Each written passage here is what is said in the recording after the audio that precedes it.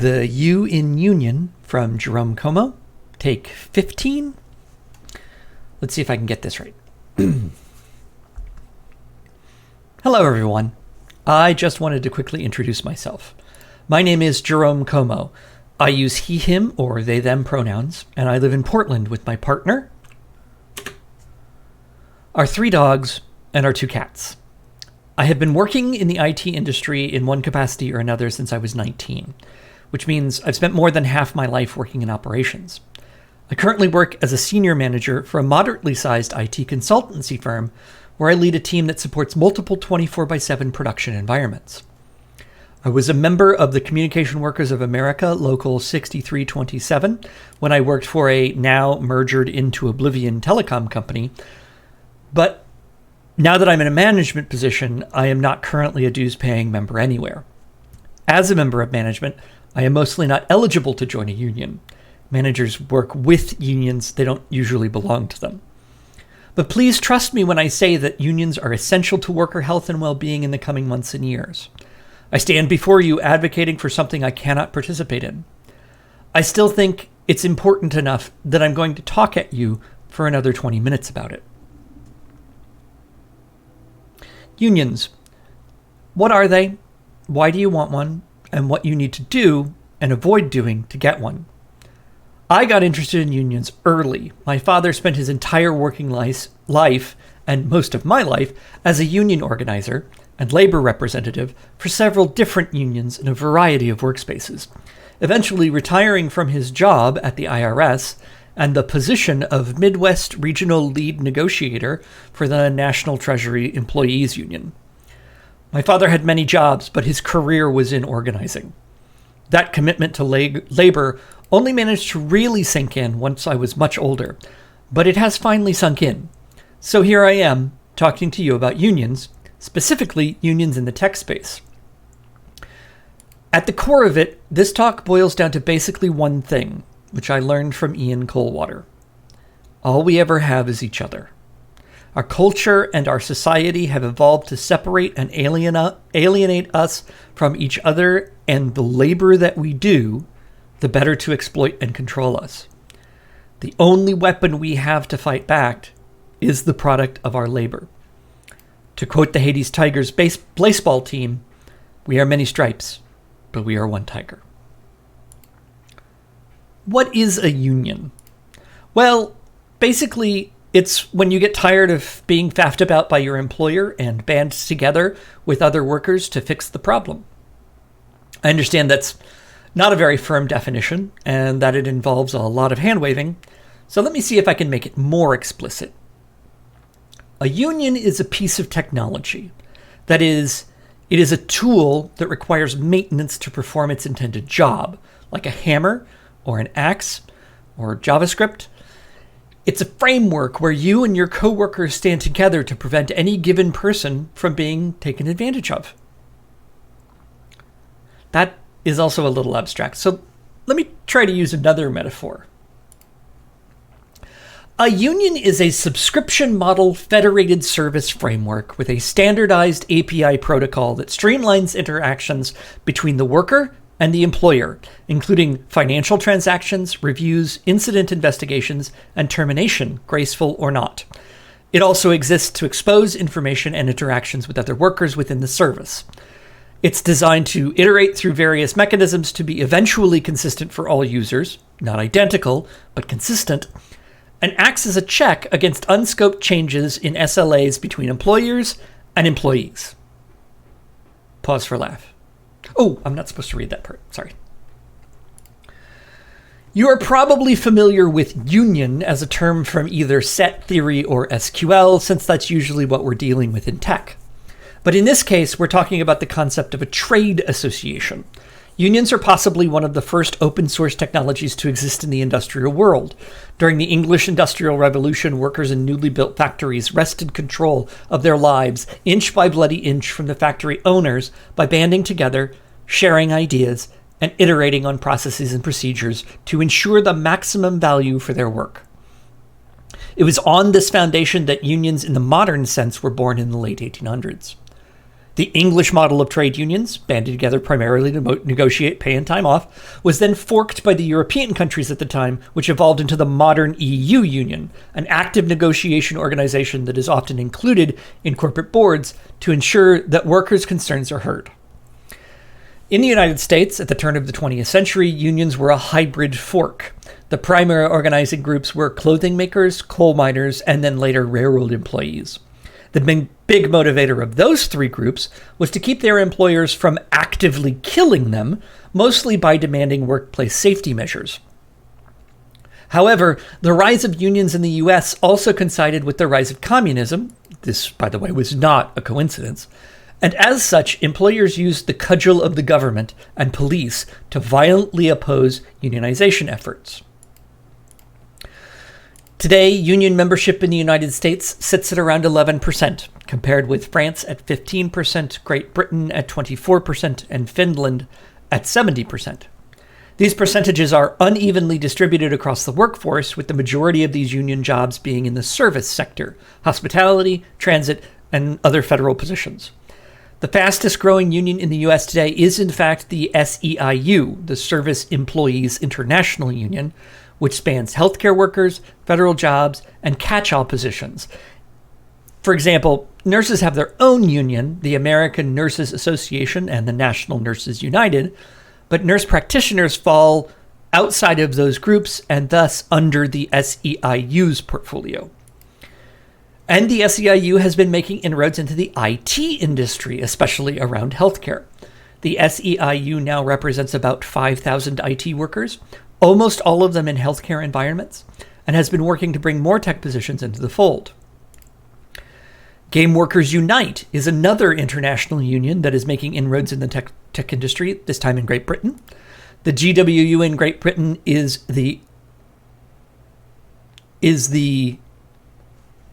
the GWU in Great Britain is part of the Independent Workers Union, the IWGB, relatively new union formed in 2012 that has mostly been focused on organizing so-called gig workers. With the pandemic over the last 18 months, a lot of IT workers and IT-adjacent workers have found significant value in some benefits, like the ability to opt out of activities that might increase risk of COVID exposure, that should, in fact, be standard, but that are being reduced or eliminated for the purpose of, quote, worker inspiration, unquote, by which they actually mean worker control. Consequently, talk of unions in IT has heated up significantly. The New Yorker magazine union explicitly included IT and office workers in their union and in the union negotiations, making it one of the first media shops that is unionized across every department. So this is all well and good, but you and I are probably relatively well compensated for the amount of work we do. Why would we want to risk that by inciting discord and adversarial feelings in the workplace? Well, aside from the fact that 77% of people aged 18 to 34 are in favor of unions,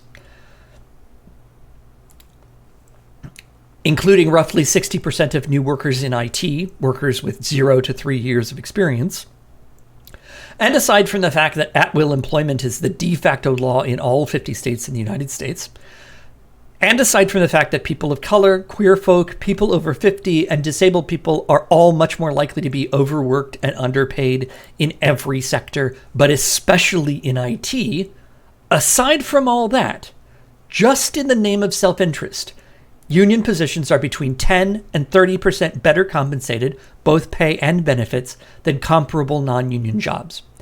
And if you're young now, consider that ProPublica and the Urban Institute produced a study that the likelihood of forced retirement, where you want to work but cannot find a job, affects up to 10% of the workforce over 50 today. That number will only go up. From a purely mercenary perspective, being in the union can reduce stress around layoffs, healthcare, holidays, and PTO, even if nothing about salaries change. And please note that being in a union doesn't mean the principal engineer and the associate analyst get paid the same. What it means is these two principal engineers are compensated in a fair and consistent way, and the steps from associate to principal are clear, understood, and monitored for bias and expectations. From a middle management perspective, unions are great because they solve about 50% of the current manager workload, determining goals, milestones, and fairness inside the team by explicitly codifying and measuring towards them independently of any personal bias. Companies may not like unions, but many managers do like them and often would like to be a part of them. So how exactly does one get started forming or joining a union? Well, before you get started, it is important to understand. Capitalist systems exert enormous pressure to prevent or destroy collective action.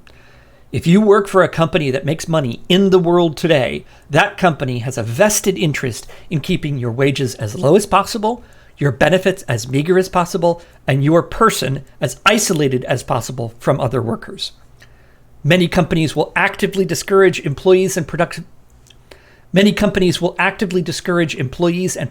employees from sharing compensation packages, despite this practice being against federal law. The Calvinist Christian culture under which much of the West labors is a contributing factor to all of this, but that discussion lies outside the scope of this talk. Organizing is a big job, and it is slow and hard and sometimes disappointing. It's still worth doing. Just remember, you're not doing it alone. First, before anything else, the thing you want to do is have several private conversations with your coworkers about forming a union. Do not do this using company resources. No Slack, no email, no office hours discussions, no company phones. The pandemic makes it much harder to do in-person meetings like offsite lunches or grill parties or the like, but still, don't use company resources. As we here in IT are either nerds or nerd adjacent, my guess is that we could probably do something like set up an IRC chat or at the very least some sort of Discord. If you must use Slack, please create your own project and most importantly, do not mention the company as part of the project. That way it can't be seized as company property. Don't use your company's Zoom login for conference calls either. Again, you don't want anyone to be able to claim you were organizing using company resources or on company time. Please note, it is not just the developers or the ops people who might be interested. Make time to talk with folk who work with you but not in your department. Account management, accounting, recruiting, marketing, all of these people also work at your company and share your benefits package. It's not just your crappy healthcare insurance and weird PTO.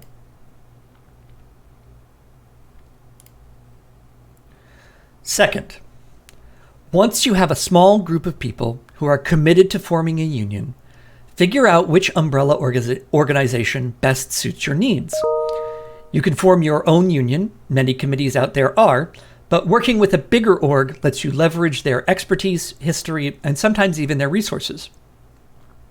For IT and tech workers, there have been successful partnerships with the IWW, that's the International Workers of the World, the SEIU, the previously mentioned Service Employees International Union, and the CWA, or the Communication Workers of America, with smaller coalitions like the TWC, the Tech Workers Collective, branching off recently. Getting these organizations involved early helps with forming, driving, and sustaining the work of unionizing. Third, form a steering committee.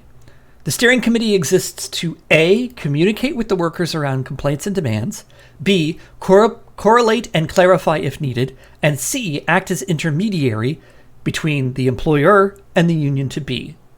It also acts as an intermediary between the union to be and other unions. Eventually, the union itself will want to hold elections for committee positions, but until then, the members must remember that no one voice is more important than another. Becoming a union is a collective action. The steering committee will then work with the potential members and the umbrella organization to put together a list of negotiating positions, and with member input, carefully rank those positions. Fourth, after the steering committee has a good idea of who wants to be in the union and what the demands of that union will be, the next step is to have a card campaign. Get a majority of your coworkers to sign a document proving their willingness to allow a union also known as a union authorization card. An important note here: anti-union forces will often say that you are giving up rights by signing a card. That is not true. You are in a union only when... you are not in a union when you sign the card. You are not in a union until there has been a successful contract negotiation and you have agreed to pay dues to be represented under that contract. The card drive is a mechanism by which a union convinces the National Labor Relations Board that the union is wanted and is a going concern. The good news is this no longer has to be an actual piece of paper. Online forms are considered valid by the NLRB, that's the National Labor Relations Board, so it's just a matter of getting a majority of the possible members to say, yes, I'd like to be able to join a union. Once enough of these cards are collected, the steering committee then petitions the NLRB for recognition. Recognition is hardly ever denied, but sometimes the NLRB will take more time or ask for more information. Don't lose hope. Fifth, form a union, declare the intent to organize and negotiate, and ask your employer to recognize your union. All of the hard work of organizing to this point is joined by the hard work of negotiations and tactics. Wresting concessions from employers is harder than everything that has come before, but you and your fellow workers have the power. Getting voluntarily recognized as a union can happen, but it's rare. Usually some sort of collective action needs to take place before the employer comes to the table to negotiate. Collective action isn't just a strike. There are many activities that the collective body can do that would be impossible for a lone worker to execute.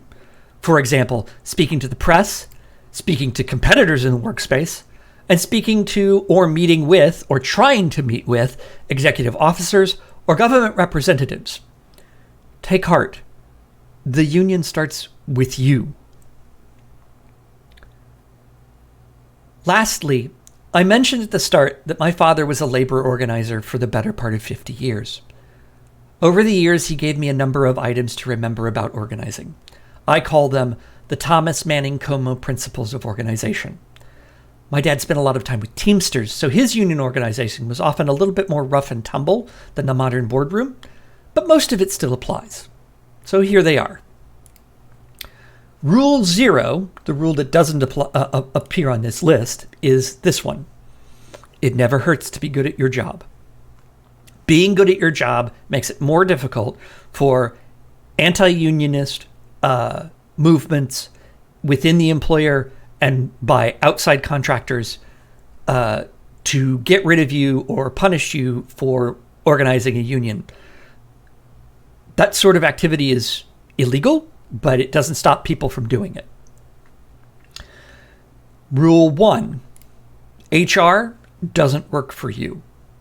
HR works for the company. The company works for the company. The company has a relationship and a responsibility to the shareholders or the board. They do not have any sort of responsibility to you as an employee. That means that you need to be responsible for yourself.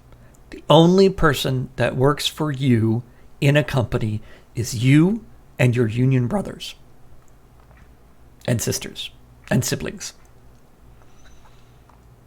Rule 2, write down everything between you and your employer.